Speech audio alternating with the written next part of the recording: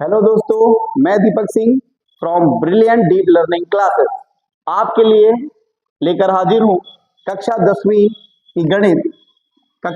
की गणित का 1.1 का क्वेश्चन नंबर 4।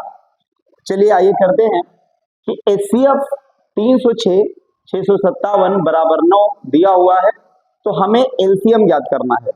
जब हमें एचसीएफ दिया हो और एलसीएम ज्ञात करना है, हमने एक फॉर्मूला पढ़ा था कि एचसीएफ गुणा एलसीएम बराबर दो संख्याओं का गुणनफल।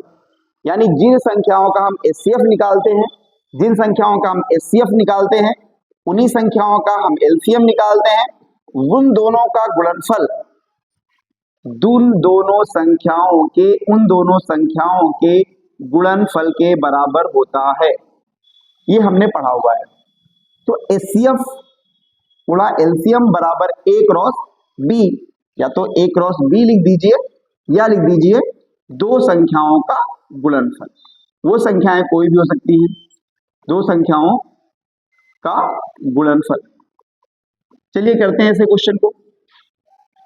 तो हमने फॉर्मूला लिख लिया एचसीएफ गुणा एलसीएम बराबर ए क्रॉस बी।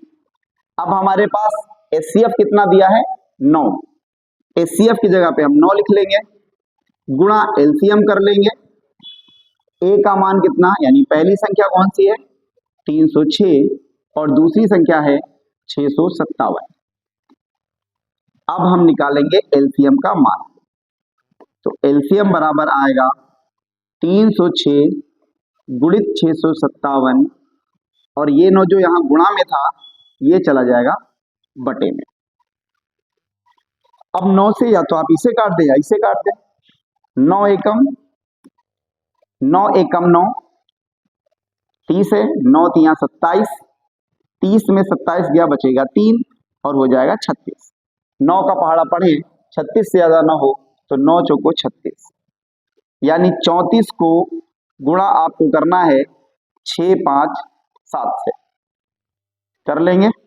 चलिए इसका जब आप गुणा करेंगे तो आएगा 22338। 22338, ठीक है। गुणा आपके लिए छोड़ दिया है, आप गुणा कर लेंगे तो 22338 आ जाएगा। नेक्स्ट क्वेश्चन पे चलते हैं। नेक्स्ट क्वेश्चन कह रहा है कि जांच कीजिए कि क्या किसी प्राकृत संख्या n के लिए संख्या, यहां पे थोड़ा करेक्शन है, 6 की घात n अंक 0 पर समाप्त हो सकती है। जांच कीजिए कि क्या किसी प्राकृत संख्या n के लिए 6 की घात n 0 पर समाप्त हो जाती है। देखो, अगर हम यहां पे 6 की घात n दिया हुआ है, n की जगह पे प्राकृत संख्या लिखें, 6 की घात 1 लिखेंगे तो 6 आएगा। आप 6 की घात 2 करोगे, 6 की घात 2 मतलब 6 का गुणा 6 के साथ, तो 6 की घात 2 कितना आएगा? 36 आएगा। अब अगर 6 की घात 3 कर देंगे तो 6 की घात 3 बार करोगे तो 216 आएगा। 6 की घात 4 करोगे तो 1296 के करीब आएगा। 6 की घात 5 करोगे 7776 आएगा। मतलब हम यहां ये देख रहे हैं कि 6 की घात 1 करें, 2 करें, 3 करें, 4 करें, 6 की घात कोई भी संख्या, हम अगर कोई भी प्राकृत संख्या रख रहे हैं तो खत्म कहां पे हो रहा है? वो 6 पर खत्म हो रहा है। अब 6 पे खत्म हो रहा है तो ये तो हमें क्लियर हो गया कि भाई 0 पे तो समाप्त नहीं होगा। अब 0 पे समाप्त नहीं होगा तो इसको लिखे कैसे? देखो बेटा, देखो यहां पे हम क्या करेंगे कि 6 की घात n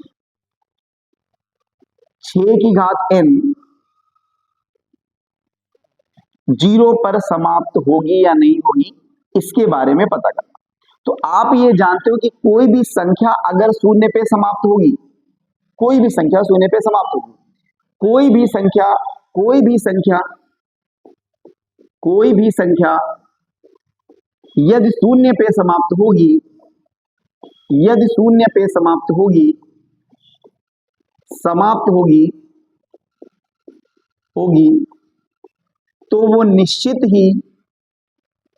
तो वह निश्चित ही 5 से विभाजित होगी। यानी कोई भी संख्या अगर शून्य पे समाप्त होगी तो निश्चित बात है वह 5 से विभाजित होगी, यानी उसके गुणनखंड में 5 आएगा ही। तो अब अगर हम 6 की घात n के गुणनखंड करते हैं तो 6 को लिख सकते हैं हम 2 गुणा 3, घात कितना लिख दिया n, इसे लिख सकते हो 2 की घात n गुणा 3 की घात n। 6 की घात n में के गुणनखंड में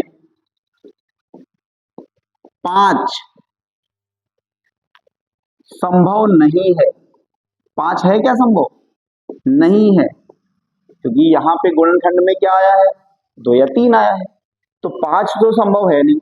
अब 5 संभव नहीं है, इसका मतलब क्या? इसका मतलब 5 अगर संभव नहीं है तो 0 पे समाप्त नहीं होगी, क्योंकि अगर 0 पे समाप्त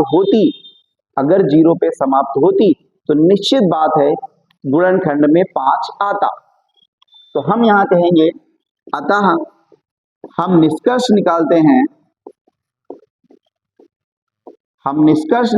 हैं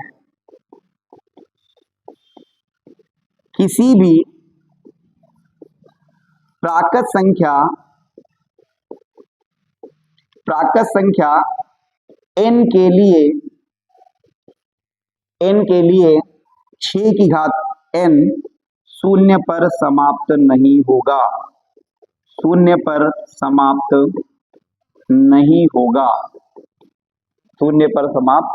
नहीं होगा। ठीक है, कर लीजिए नोट, फिर नेक्स्ट क्वेश्चन पे चलते हैं।